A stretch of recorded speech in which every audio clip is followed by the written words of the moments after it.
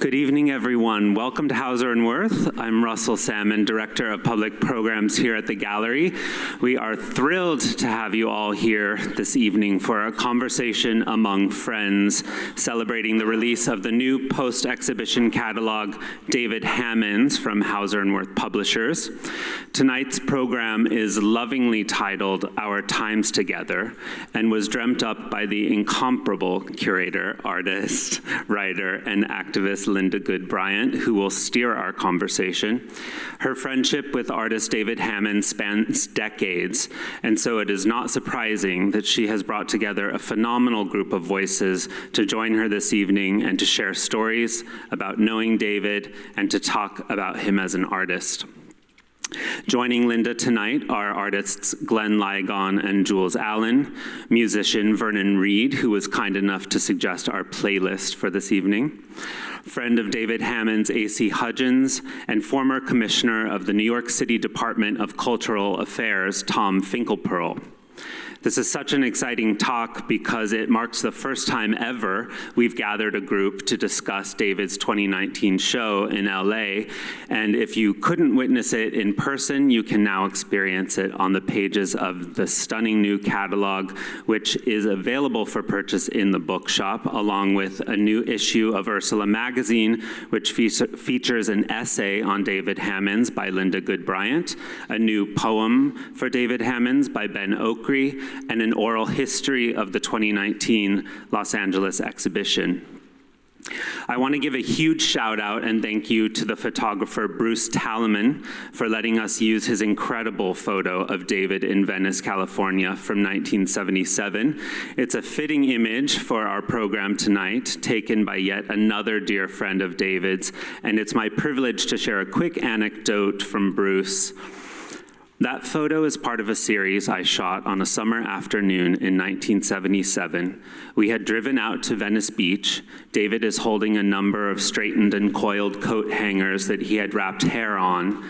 The plan was to plant them in the sand right at the shoreline and watch the water come in. I look at this photo of David as he is walking toward the water, holding the coat hangers, but soon they will look like cattails in a pond. There's something subversive about David when you see that smile, you see the joy. I look at his eyes. David taught me to use my eyes. Because of David, I have had adventures, and maybe along the way, I took some good pictures and didn't mess up the vibe. With that, thank you all again for being here this evening. And now to continue the vibe, please join me in welcoming Linda Goode Bryant, Glenn Ligon, Jules Allen, Vernon Reid, AC Hudgins, and Tom Finkelpearl. Hey.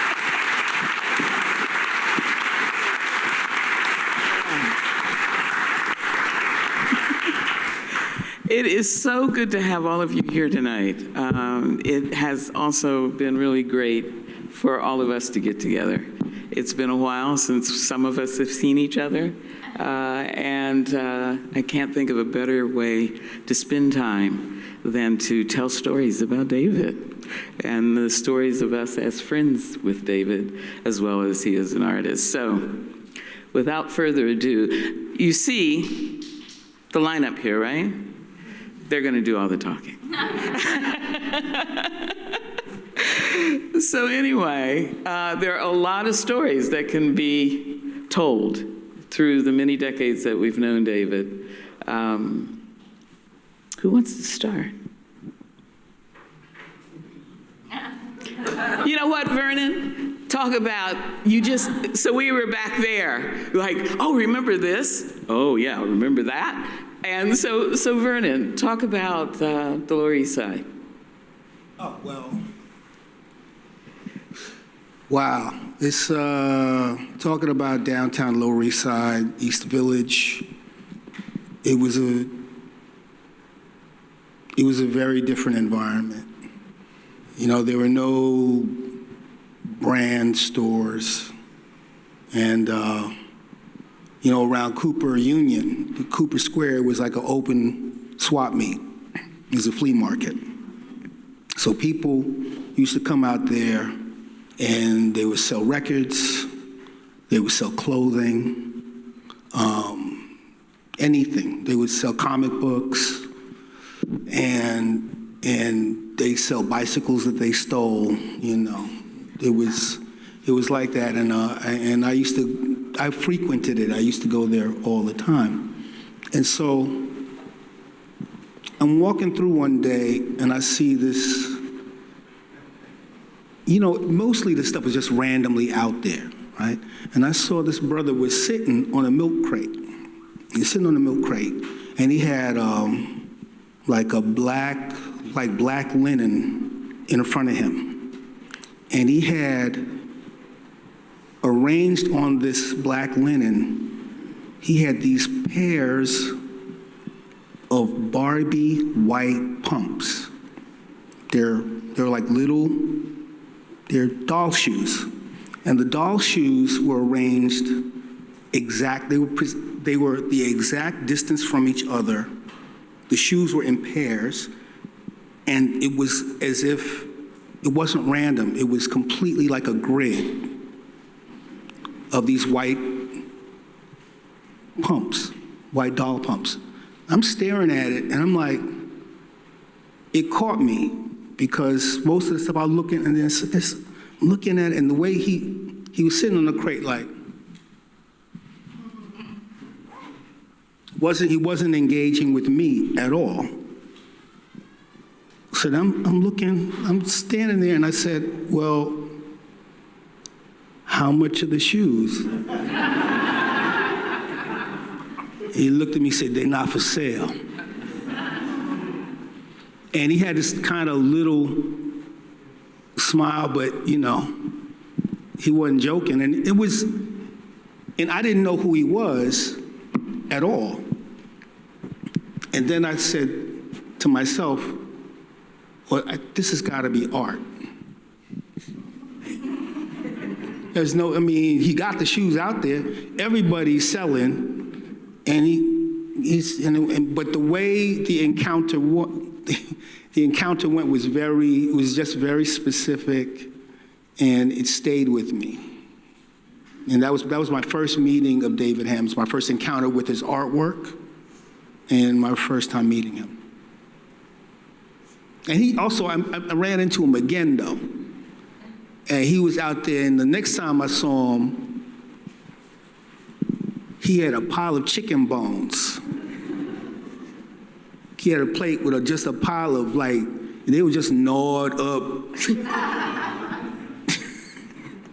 And by that time I knew, you know, it was a thing that he did.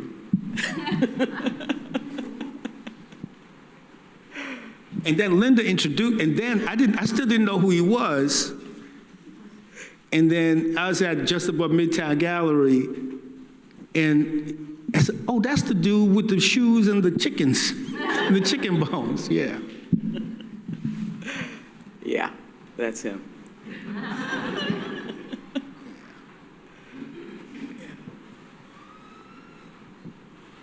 Jules. Thank you, AC. I met David probably 2 or 3 months after I moved to New York in 1978. Walking down the street, someone pointed him out and said, do you know who that is? And I said, no. Introduced him as David Hammons. I had heard of David Hammons because I'm from California, so I knew a little bit about him. But nothing prepared me for what was coming in developing a friendship with David Hammons. There's just no way to know what was coming. It has been 45 years of an extraordinary journey through ideas and challenges and chances and risk and commitment and force. And the introduction of his creativity and magic came after probably 5 months being in New York. He called me and said, I want you to come to the Studio Museum on 5th Avenue in Harlem. This was in 1978, 1979. Bring your camera. You couldn't have prepared any of us for this. David conducted a camera orchestra. And we stood there, and he had us advancing the film and exposing the shutter in concert. And then, as if that wouldn't have been enough, David says to me, "Can I see your camera?" And I said yes, and I was apprehensive, but I gave it to him. He says, "I'm going to make a photograph with your camera." He said, "How do I set the time on this thing?" We set the exposure for 1 whole second. He advanced the film, pushed the shutter, and threw my camera up in the air. And while the camera was in the air, the film exposed.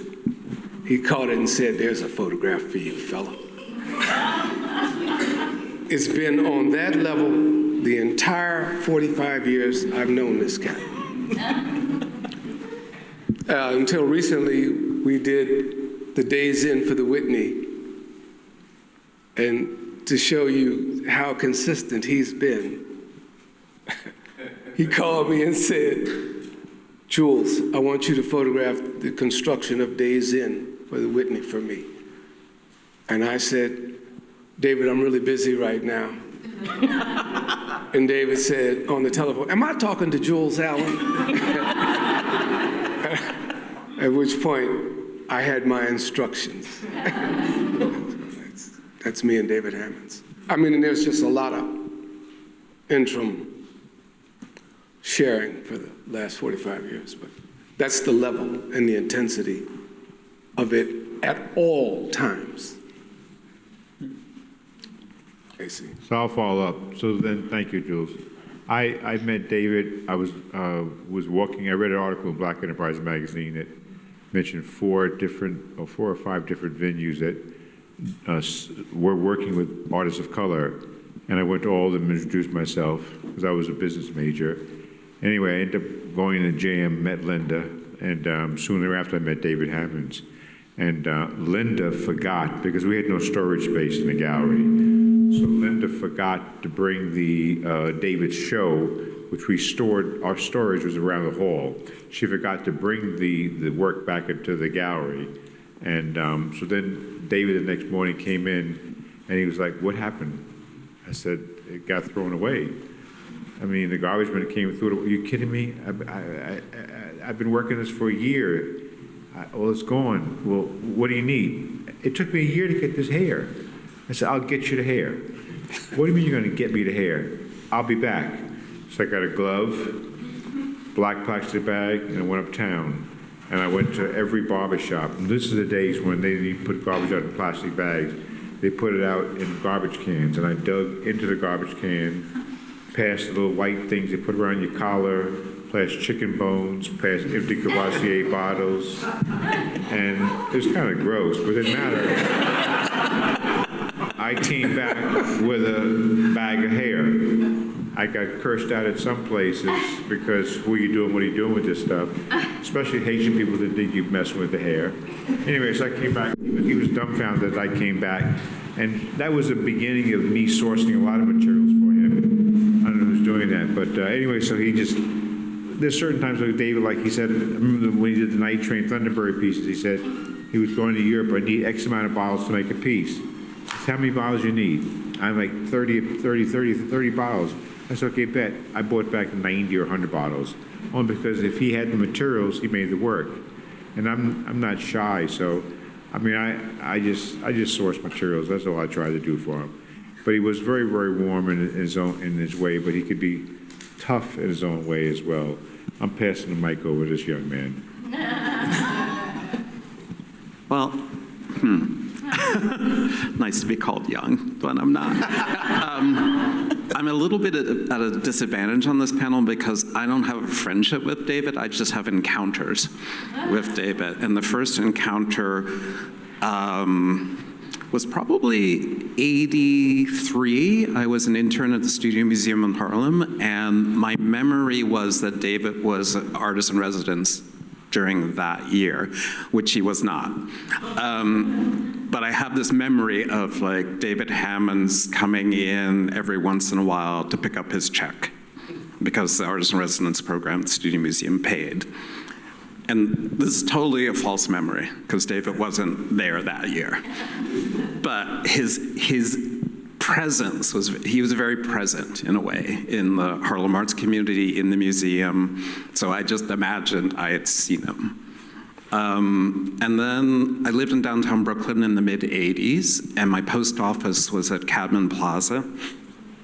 And one day during, I think it was like April or something, I'm walking to the post office, and there's this guy with these 5 telephone poles. He's out on the grass in the park there, and he's nailing these bottle caps onto the telephone poles. And I just thought, my Uncle Tassi voice was in my head. I was like, who is this crazy Negro out here? What is he doing? So every couple of weeks, this went on for a couple, I think 2 months maybe. I go to the post office, see this guy nailing the bottle caps onto the telephone poles. And then the telephone poles at some point were made upright, and they had basketball rims on them, and the little plaque that said, David Hammons, higher goals. And I realized that I'd been watching David Hammons make this work in public for the last 2 months, but I had even though I am a black artist, I had so little conception of what a black artist might look like, where a black artist might make work, what that work would look like, that I didn't even recognize him as an artist. I just thought, crazy person out here, hammering bottle caps onto telephone poles. So David is always an encounter, David is always an encounter for me, but also a challenge, because it's sort of, I wish I could say that that's the moment when I shifted my practice, but it was not. But I think just, it's a very distinct memory, and I think what I love about David's practice is that 40 years later, 35 years later, I'm still thinking about the challenge he sort of proposed by saying, I make my art out in the street, in public, with the stuff that's around, AC went and got the hair, somebody got the bottle caps, night train bottles, I'm just making with the stuff that's around. And his attention to materials that he makes his art out of are just materials that are in the world. They don't come from art supply stores. And that lesson, I think, has taken me a long time to assimilate and think through, and it's still a challenge to me. So there are other encounters too. There's what just quickly saw him upstate in a restaurant, and I'm on my way to the bathroom, and I hear this, Glenn. And it's David Hammons sitting in a booth. And I was like, ooh, I'm gonna go talk to David.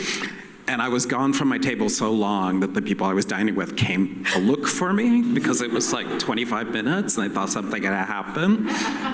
And then David finishes whatever he was saying to me, he finished. I went back to my table, and they were like, oh, David real well? I was like, that 25 minutes was the longest David has ever talked to me in my entire life. And even though I had to pee really badly, I was gonna wait until he was finished, because that's how much that meant to me. Tom. So I had a anecdote relates sort of to what you guys were saying, which is, one is, first of all, you guys don't even know what it means to say, I got a phone call from David, right?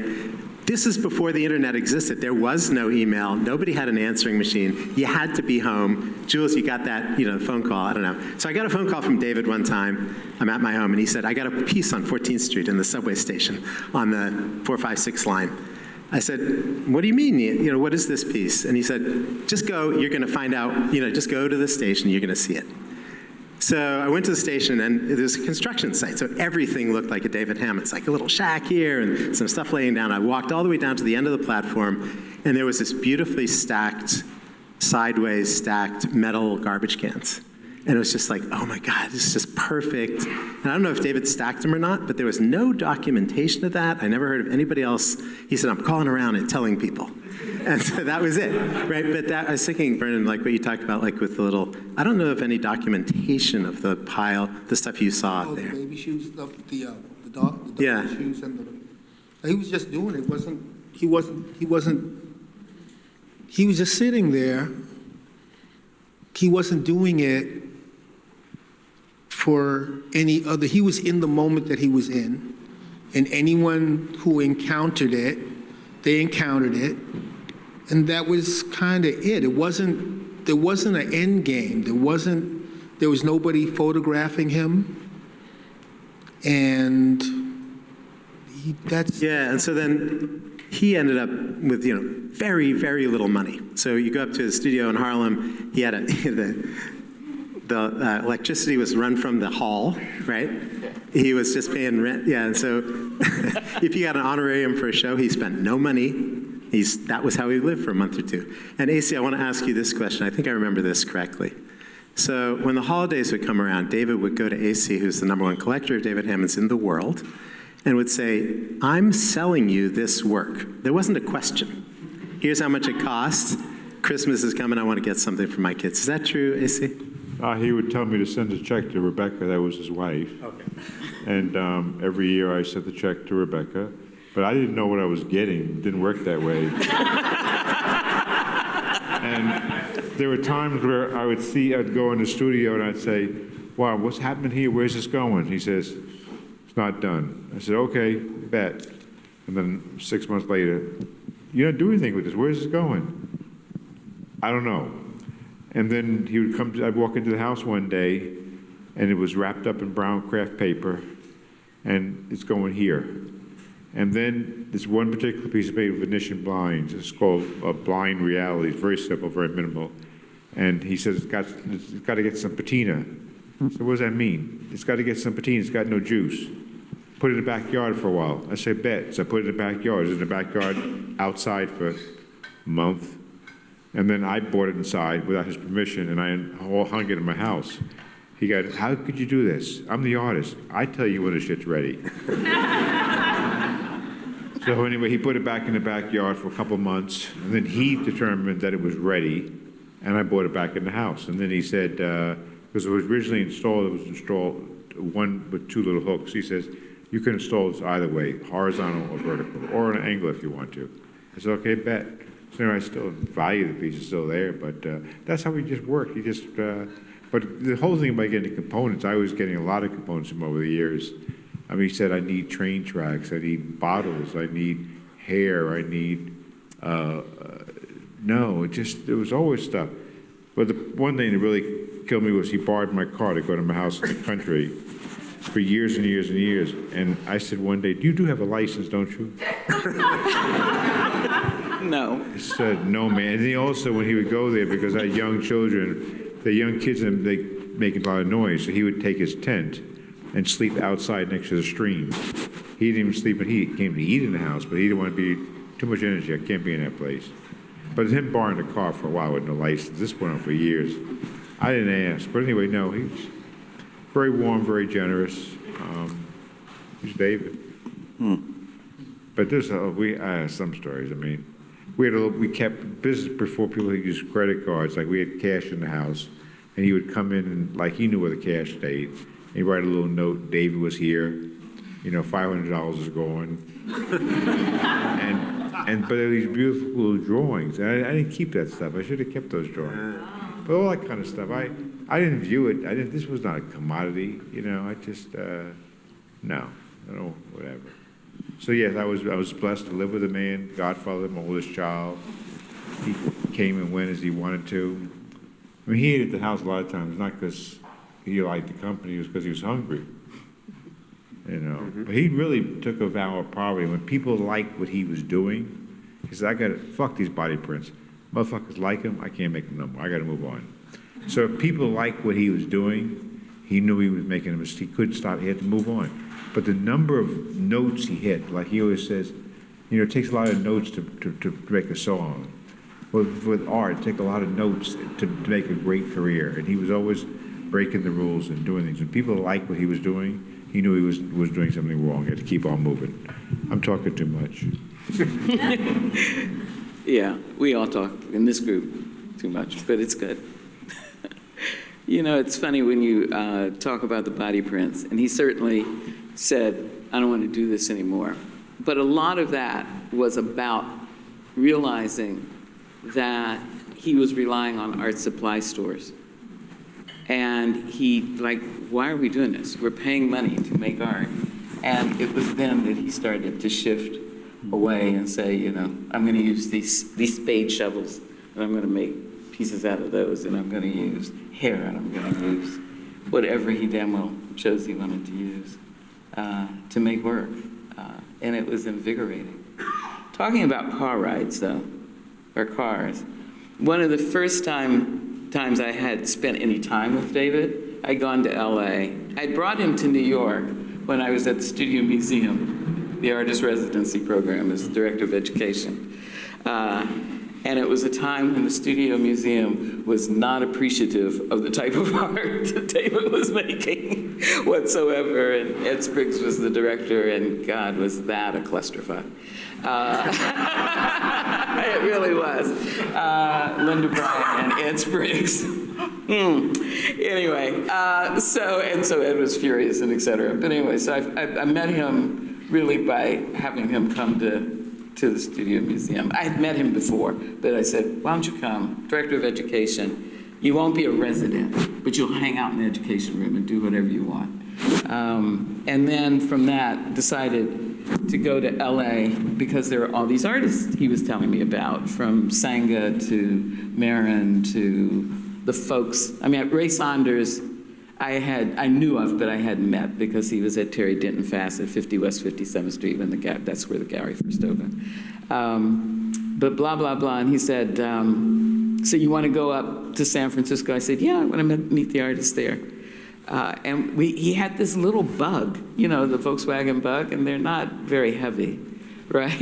And we're driving, and David likes to sing. He would just like start singing. So we were just singing, and he's driving, and the next thing I know, the Volkswagen is almost off the cliff of Route 1. Is that what it's called? Yeah. Oh my God, that is a scary motherfucker. And the wheels were just. And I looked at him, and he goes, "Yeah." And I said, "So what do? We get out?" I don't know if we should get out of the car, because the front wheels were. And I'm going, All right, so what do? And we just sat there stiffly, and I said, I'm going to die today. I'm going off this mountain today. Oh my God, who's going to take care of the kids? Because I had 2 kids. Who are going to take care of the kids? And then we just sat there, kind of looked at each other, sat there. And then he goes, we're backing up. So I'm here to tell the story. But that is the scariest experience I think I've had a lot of experiences that are kind of scary, but that one was a terrifying one, looking over the mountain in a Volkswagen Bug. He seemed to have a quality. I'm serious. I mean, I was with David.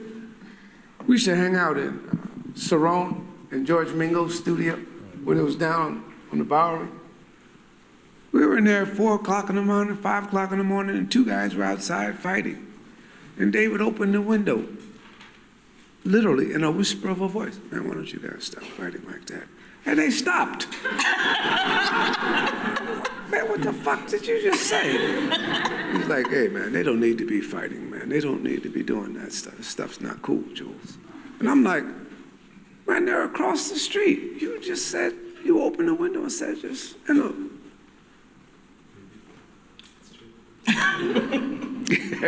A lot of moments like that with that guy. I think we started singing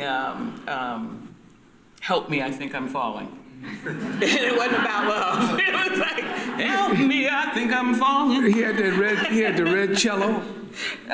Remember that? He had the red cello we used to play. Oh, yeah. Oh, man. Oh, Oh, yeah.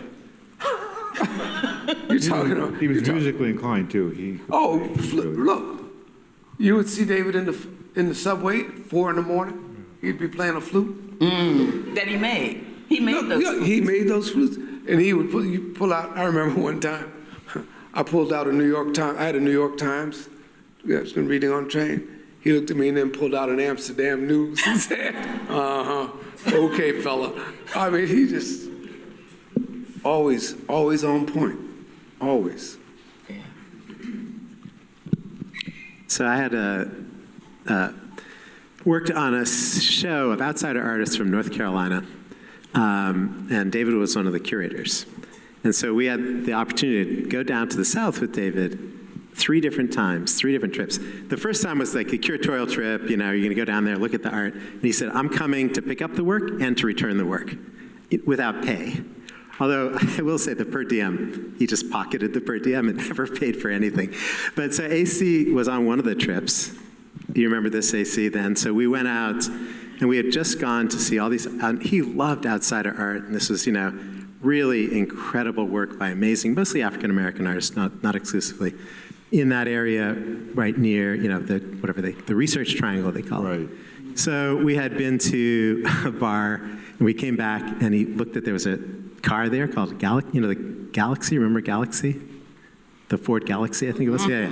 So he said, all right, for the rest of the trip, everybody has to call me Galaxy. So we'd say, all right, Galaxy. So we got into the hotel, and the other person on the trip, aside from me and AC, was Ari Makropoulos, our photographer. And we went to one room, and David and AC went to the other room.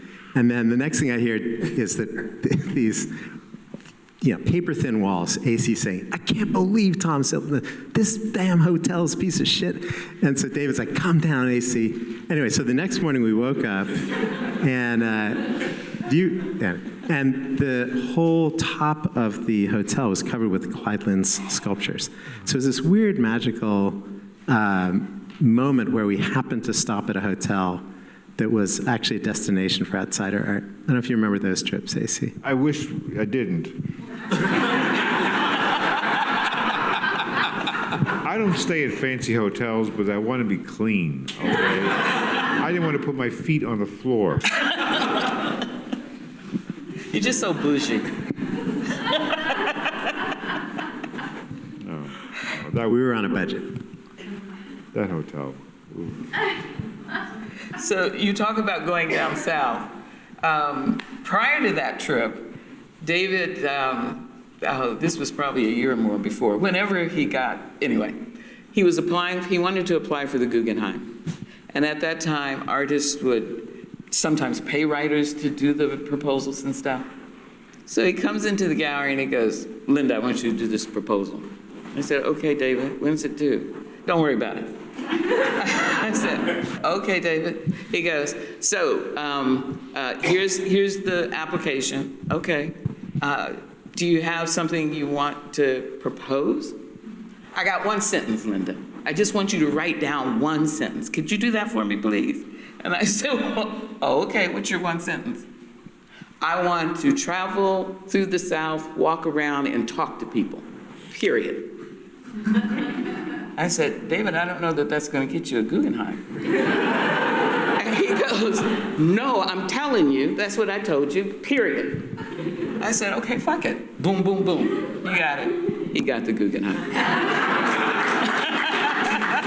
It's probably the shortest proposal ever submitted for a Guggenheim.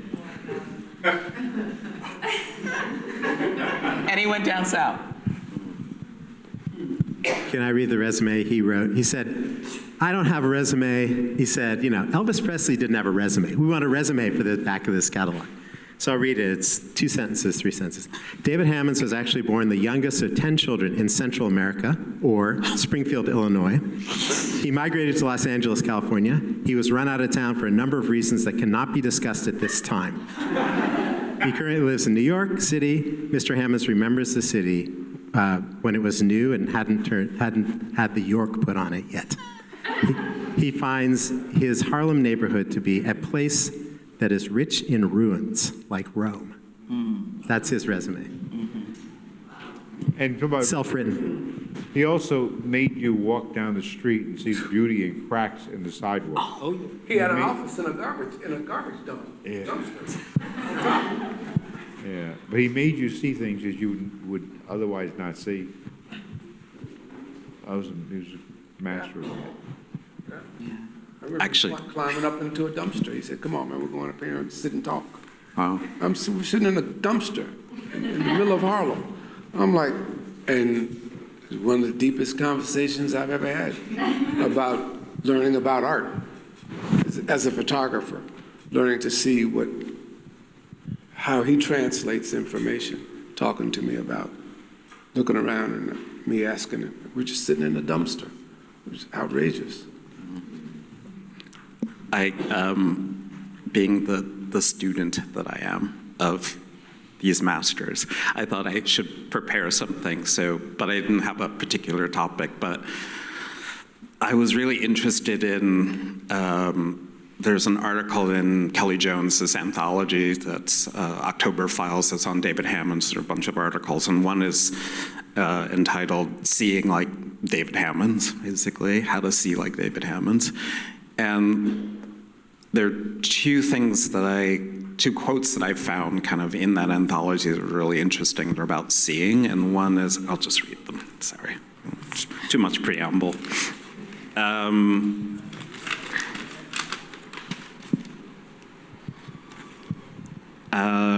Reflecting on his first meeting with Hammons, poet and novelist Ben Okri notes, quote, "To walk with David is a lesson in seeing, and not just ordinary seeing. He's a supernatural noticer.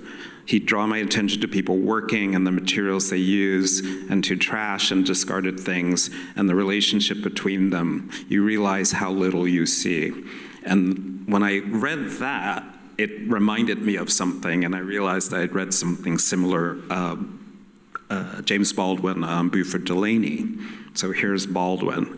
"I learned about light from Buford Delaney, the light contained in everything, in every surface, in every face. Many years ago, in poverty and uncertainty, Buford and I would walk together through the streets of New York City.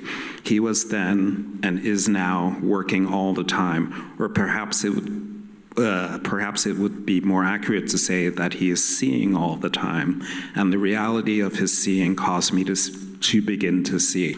And I was just interested that writers are drawn to artists as a way to see, that these two writers are talking about how artists enable them to see clearly. And I think David's kind of attentiveness to the street and materials is something about telling people how to see, basically.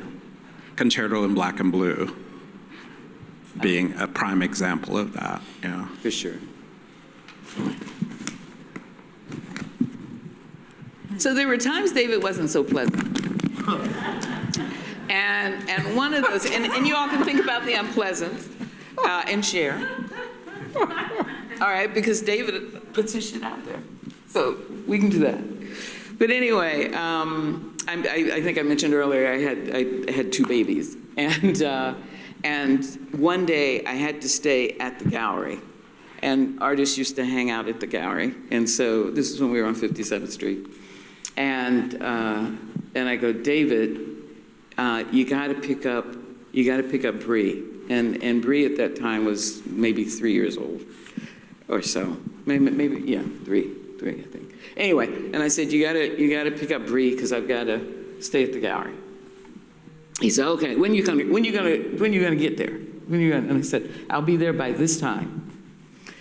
So next thing, I'm on the subway, come out at 86th Street, and as I'm coming up the stairs, I can hear this baby screaming, right? And then I can hear this voice that sounded kind of familiar, going, "Please shut up!" And there he was on the corner of 86th and Broadway. People are looking at him, and he's going, "Please!" And I go, "David, what are you doing with my baby? What are you doing?" He goes, "She won't shut up. she won't shut up. I said, yelling at her is not going to make her shut. And he wasn't really. David has actually a soft voice, but it was loud, in comparison to when he was talking. And I was going, I cannot believe you. And he goes, it's okay, it's okay, it's okay, it's okay, it's okay, okay. And then, anyway, that was a moment where I wanted to hit him upside the head. I thought he and Joe Overstreet were going to fight one day. Bingo. Bingo. Bingo. Bingo. We went to see Joe Overstreet, and Joe Overstreet has this extraordinary collection of the national collection in his basement, and David wanted to go get the sculptures, to put them on the subway at 6 o'clock in the morning so that the African sculptures could go to work with everybody else. He took me with him to photograph. Apparently he knows something about Joe Overstreet that he doesn't tell you at that point. But he does this, and these whiskey bottles come out of the sleeves of his jacket, of his overcoat. And he's handed Joe Overstreet bottles of whiskey, trying to cajole him into, and it just gets further out and further. And I'm photographing the whole thing, and I was just like, this cat, boy, you know no limits, Mr. Hammons. Shoot. Is there nothing you won't do? And he's like, hey, man, I want this shit. And he won't give it to me. They were related. I know. That's what I found out later. And from California. Right, and from California. I found out later. Yeah. But That was always, Dave, you never knew it was going to happen between them. but he had tricks. But that's just what, he had them everywhere you went. If he didn't get what he wanted, he would start it. So I was an artist back in the day, and I had a project at Art on the Beach, and I was his neighbor, direct neighbor to one of the greatest works I think that he ever made. It was called Delta Spirit House, incredible architectural thing, and they did a performance with Sun Ra, which was one of the most memorable. Were you there, Linda? Yeah, Oh my of course. God! Yeah. That was a true. Anyway, but Jerry Barr was the architect, and then Angelo Valerio was David's partner at the time, and they were all three of them, did the work together. And I saw them go toe to toe. I mean, I never saw David screaming at somebody, and Jerry and David was not going to back down. And he could get mad, and he could go toe to toe with somebody. Yeah, they were just like over details, like real small details of the design of that thing was very passionate arguments. David never yelled at me because I always did exactly what he said. But that's also people talking about the kind of power David has over people. That quite honestly, I wanted to do what David said. And I curated shows that he was in, this traveling show, and he changed it around all the time and brought work in, took work out, that kind of thing. Artist misbehaving. It wasn't misbehaving. He was trying to make the show right. It was the kind of thing that you had to break the institutional mold. And the time I think he got maddest was just when institutions weren't being flexible as they should have been. Oh, yeah. It's funny because I think when he started doing that in galleries thought it started there, but he always was changing things around. It was like he didn't want it to settle. And it caused people to have to come back, which was nice, because you never knew what he put in and what he took out. Well, he did a show with Jack Tilton. It was a total switch over because he showed Whose Ice is Colder. Right. And then later on, he took that out and he put in the piece that Pinot owns right now with the Central Park. But he just changed the show. So people came, well, I thought this so-and-so. No, that was last week. And then Jack was like, well, it's going to melt. I said, well, that's your problem, not mine. Just get a mop. You used the word melt, so I got to go to Vernon on that. Snowball. So there's my third encounter with David Hammons. So hearing that David could be mean means that it wasn't personal. You know what I mean? Yeah. So just above Midtown, at one time was on Broadway downtown. And like Linda Bryant really plays very big in my life because she let the Black Rock Coalition, we first had our meetings there. We had our very first get together. It was just a bunch of people getting together and doing a kind of general head check about what was happening in the downtown scene in music. And talking about this is also talking about Greg Tate. Yeah, we have to. And that's a very, yeah, so even talking about David Hammons is also talking about Greg Tate. And we were friends for a very, very long time. And so one day, one of the things that we did, there was a lot of things we wanted to do. We wanted to end racism in the music business, you know. We had, minor, small goals. And, one of the things that we did was that we got in touch with some of the older musicians who were kind of mentors to us, and we would interview them, We got together with Otis Blackwell. Otis Blackwell wrote songs. He wrote songs and he demoed songs for Elvis.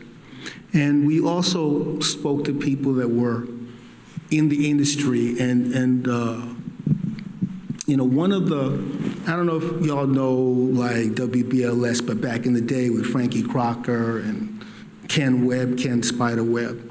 And before them, there was a brother named Roscoe, who was pretty well known. He had a very distinctive voice, and we were going to interview Roscoe, and this was like a big deal because he was going to transmit a bunch of information to us on the come up. And so we're interviewing Roscoe, and we wanted to document it, and we had a tape recorder.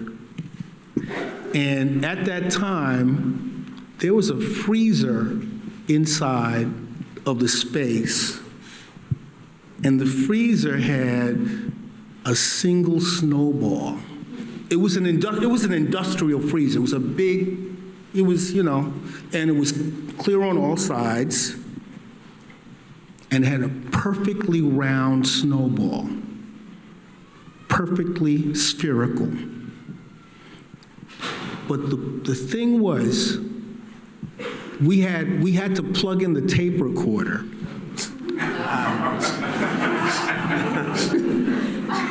And there was only one outlet. Here it coming. In the space, and the freezer was plugged into the one outlet. So then we figured, okay, so what are we going to do? We've got this legendary African-American broadcaster here, and the room is filled with people. What are we going to do? We said, let's get an extension cord. And what we're going to do is we're going to real quick, we're going to unplug the freezer, plug in the extension cord, plug the freezer in, and plug in the tape recorder. Right? And it was like one of those things that you see like in Mission Impossible. So we're going to do, okay, we're going to do this real quick. We were just like,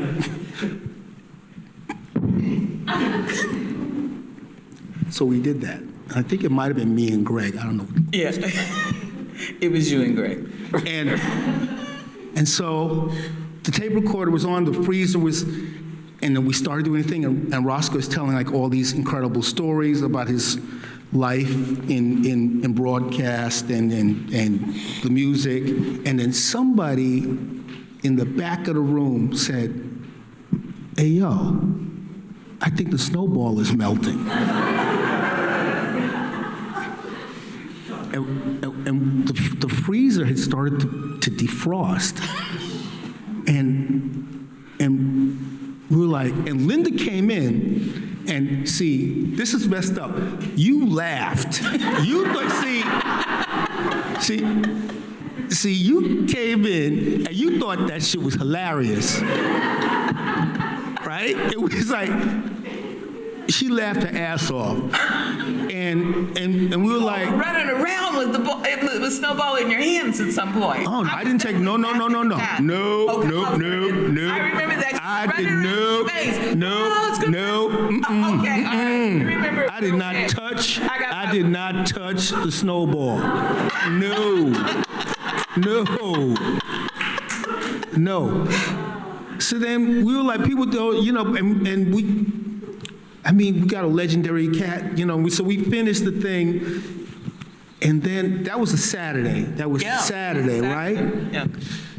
And I got a phone call that Monday from Linda, and she said, David Hammons is pissed. And she was like, he found out, he said, who's that fucking with my art? He was really, really mad. And I was mortified, right? Because see, since she laughed about this, because I was, of course, horrified when they said the snowball, but she thought it was funny. So I was thinking, okay, well, you know. Oh, and it was like, I wrote a letter of apology. Yeah, you Like I wrote like a whole, you know. Yeah. And I had to bring it to him.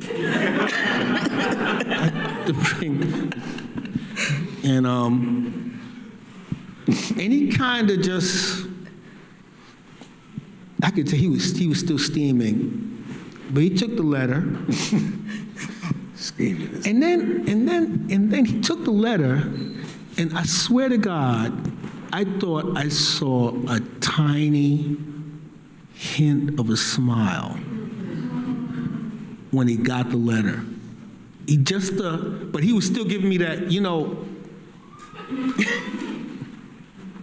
But that was, you know, and I felt guilty about that shit for years.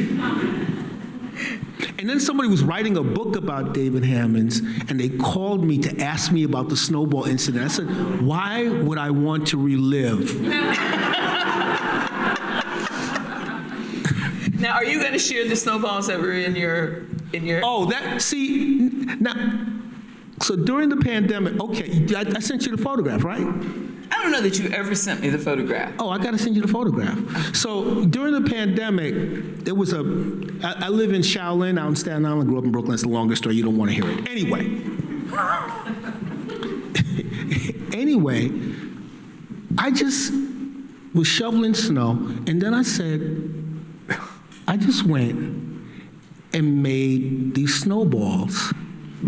I made these snowballs, and there were 7 of them. And I tried to make them as round as I could. And I called Linda. I said, Linda, I've done a tribute to David Hammons. I've got these 7 snowballs, and I think they're pretty good. And I had them, and I had those snowballs in my freezer for like 2 years.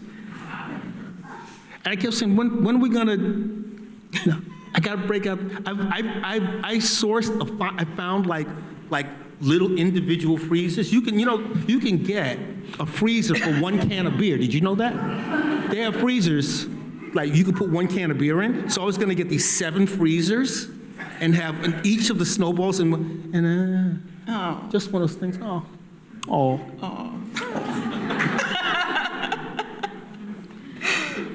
Yeah. Anybody remember the mask? Let's talk about the mask, when David would wear a mask. Papua New Guinea, Africa, walking down Harlem, 125th Street, feathers all over the place. Walk by you, look at you, and wouldn't speak to you. Mm-hmm. Yeah, just walked by me, looked at me like I was a stranger, and kept going. I said, boy, you something else, mister. That's all you could say. Yeah, he did a lot of that stuff. He had the Cat in the Hat one that he was really like obsessed with. And he's such a master at becoming invisible. But, I believe he developed that by wearing these masks and standing. And, you know, of course, people would look at you, but he figured out a way to position himself and be in plain sight, and you could not see him. And I believe the mask was part of his research in figuring out how he could be invisible. He probably Be learned right in front of you. And he's amazing. He can do it. Learned a lot of that stuff from Sun Ra, too. Oh, yeah, well, that's true. He learned a lot of that tricky stuff. When that beach, that stuff was, Yeah. whew, Yeah. man, just so smart, so deep. I have a question. Why did you do things for David? Like all of you. Like what? Like To work with. AC, I know you had a job, so were you taking off your job to go find liquor bottles? I mean, why? Because he had a vision, he was fun, he was Yeah. entertaining, and there are times he would call me up. There was a show at Pittsburgh, and he calls me on a Monday, and because they had been calling me at Carnegie because they would respond to people. And they said, well, we got this show, what's he going to do? I said, he's going to do something that's going to be dope, he says. I said, well, that's what he told me, it's going to be dope. And I told the curator that, well, can you give me more? I said, I really can't. Anyway, so but this happened a lot of times with him. He would, the show opens on a Thursday, and this is Monday, still nothing. No, Tuesday, he calls you up, Tuesday night, I need you to go to Pittsburgh with me. Pittsburgh, when, what?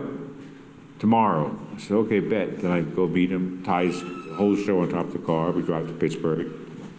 And this was time we got the paint shakers, and the paint shakers were going, they had James Brown music going, we did a basketball drawing on the wall. But the museum was closed. We didn't get to the museum, it was closed. And so he did the installation, but we got a hotel for you. Oh, we got a hotel for you. And he said, well, I'm staying, we're getting out of here, we ain't staying here. I said, well, I'm the driver, you don't even drive it. You think we'll drive back to New York?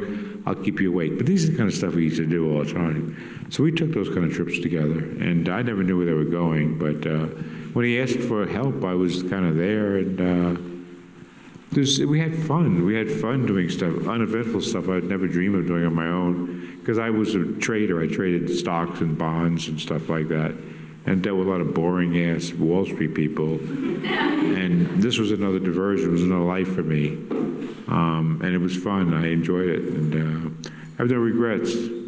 I wish I had left Wall Street sooner than I did, because it got boring after a while. And I was just trying to chase the buck, So, it was a blessing. But David also, he balanced it out. He would bring things for you. I mean, he would give you gifts. Oh, yeah. I mean, David was very generous with art. I mean, he would make something and give it to you, and Totally. something substantial. Something that you treasure and that you cherish to this day. And he would just come and say, here, man, no questions, no nothing. It would be, woo. So You did that, when he would call to say, let's do something, you would say, plus, it was an adventure. Right. You can bet on that. Going to see Joe Overstreet, you couldn't see it coming. You couldn't see any of it coming. No. You just, you went and you experienced the activity, and The happening. he was so sincere and so earnest about what he was trying to do, I mean, for me as a photographer, I was really learning to be around an artist who was very different in terms of what artists do than what I do as let me qualify that, than what I do as a photographer, to be around somebody who just everything was available for participation with. It was as recently as a couple of years ago, still very much an honor to be able to share with this cat and participate with him. Even when you say no, he says, no, man. No, I need you to do it. I want you to do it. Okay. Yeah. And it's... But there's also thinking about the projects that you worked on with he was photographing for the Dislocation show, and he had a photograph of the statue in front of the Museum of Natural History. But a lot of things he saw before they happened, Trayvon Martin in the hood. You saw that before it happened, just certain symbols. A simple T-shirt, just cut a sweatshirt, cut the hood off. The photographs you took. He was a big, he demystified a whole lot of stuff for me. Yeah. He just showed me how to, he showed me how to just take things apart so that I could do it photographically. I learned how to do it metaphorically, with a camera. I mean, and that influence was him. Plus, he had hands. David could draw and he could do all the basics. I mean, his books, you ever see his rap book? I mean, he had these books, man, that he would share with you that he was working on. He had all of the fundamental skills required to translate visually in any way he wanted to, because he could render and draw and compose. And he was always making things, always making. You go to sit down to have a sandwich, and David would just make things out of the straws and the napkins. He constantly, it was such a high for me to see, folk just making things. I mean, in this particular folk. He was sending me texts all the time. Texts of all the stuff he was working on. Yeah. He would just send you a text of a head of lettuce in a wallet. Right. Just, I mean, I had them on my phone. He would just send them, and he'd just be like, it never stopped. I mean, lettuce, bread, he constantly is fabulous. So I was thinking of that question, Glenn, that I think everybody who was close to David, we got so much more out of that relationship, that he was a visionary. We all believed in his creativity and his genius. And just on a personal level, he's hilarious and fun to be with. Hilarious. And also prickly. But then he'd tell you what's something to do. You just did it. And it was a power over people, right? I think. I mean, I never did any of that. The adventures. It was just, you knew it was going to be an adventure. Right. And it was going to be one probably that you'd remember the rest of your life. So yeah, but it was always worth. So I don't think I've ever bent over backwards for another artist as much. But at the same time, never. It's like high risk, high reward relationship. But it was always worth it. And on the generosity, and I'll just say something. It's very personal. That I got cancer. And David came down with AC, and he assigned AC to kind of take care of me and take walks and stuff. And it was like, and AC, of course, would do it. And of course, I love AC. I was happy to go on those walks. But part of it was that we're doing it because David said to do it. We're up there walking around the north side of Central Park. But he was incredibly generous and also very demanding, both simultaneously. Yeah. He was telling me in my house, he said, "This place is dated, man." I said, "What do you mean it's dated? You got to freshen this shit up." All I was doing was, I was going to renovate a bathroom, and next thing I know, we're putting in plywood walls. Extra, we put a furniture room, then we put in a new banister, because the old banister was really a 70s look. It was sheetrock with a wooden cap, and did this incredibly beautiful, but it's unique. And then even how that worked, he said, we're going to start with the calligraphy over here out of steel, and then we're going to move it to, we're going to blend the two, and then over here we're going to go modern. I'm like, okay, bet. But he was dreaming, telling me things he was going to do, and they were fabulous. And he said, this table you have here, this has got to go. So then we got some plywood, and we mixed some mortar, put some rebar in there, and made a table. And then he made an arch underneath the table. First one was a bluestone baseboard. It's got to go. I said, it's got to go. The baseboard's got to go. But he was so right about things. He would see things that I didn't see, and I'm like, how could I not seen that? It was so easy. Little things he did. He would test you too. Did you see that? I was waiting for you to see how long it would take you to see this. Boy, that was hard. That was a rough one, man. What do you see? David, I see this. I see that. You're not looking. He told me one time. I said, "Can I do this?" He said, "It took you long enough to ask me. I've been waiting for you to ask me." It's like, damn, you can't be this far ahead all the time. I'm incredibly jealous of this relationship you have. I got 20 minutes in a restaurant where I had to pee. And I cherish it, but hearing these stories is I wanted to say one more story. So we're in this trip, and we're down in North Carolina, and we're sitting in a little garage where that guy, Jeff Williams, wonderful outside artist, is doing his work. And David said, and Jeff said something like, talking about witches. And David said, well, you know, which are you talking about, woman, or are you talking about male witch? And AC said, you mean a warlock? And they said, fuck up, AC, I'm not talking to you. I'm talking, you wanted to hear what Jeff Williams, he was drawing Jeff Williams out the way he drew us all out, waiting for that moment that Jules talking about, like, I was waiting for you to come around to that thing, right? Because he was doing that same thing, because, yeah, anyway, I just was thinking of that. Yeah, no, he was, and to be so unassuming.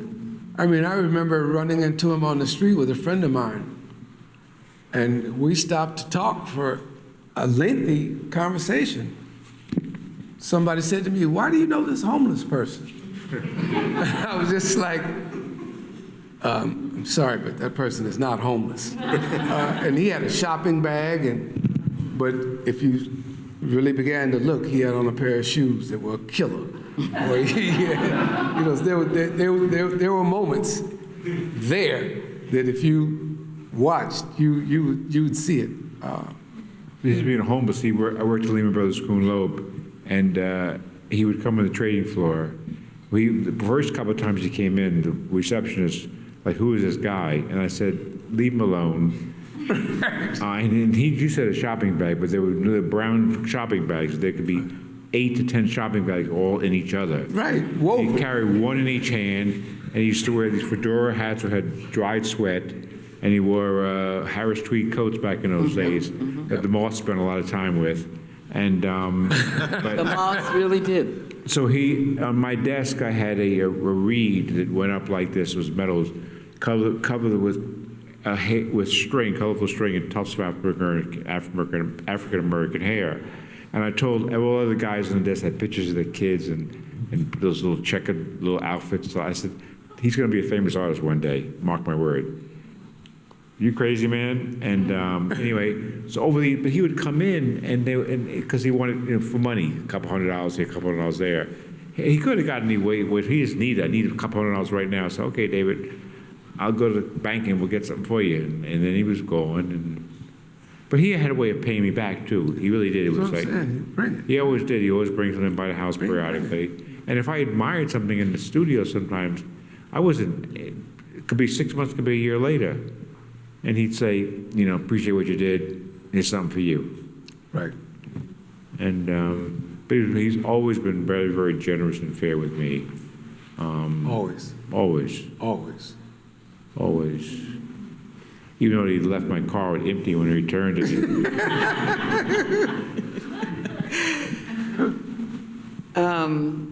We've done a lot of talking, so we're going to end now. But before doing that, I just want to say your laughter, your energy in this room today made this family. Like we have been family, haven't seen each other forever. I mean that sincerely. It's so good that you're here and have helped share the energy of someone we love dearly. So thank you for that. And then I just want to say one last thing. And all the stories that we're told tonight, the one thing that stands out about David is his ability to help all of us see what's in front of our faces. We are so distracted now in the world we live in that we really don't see. I hope you take that with you. Take note of seeing. And especially all you visual artists, take note of what you see, the most subtle as well as the most outrageous. Look at it. Thank you.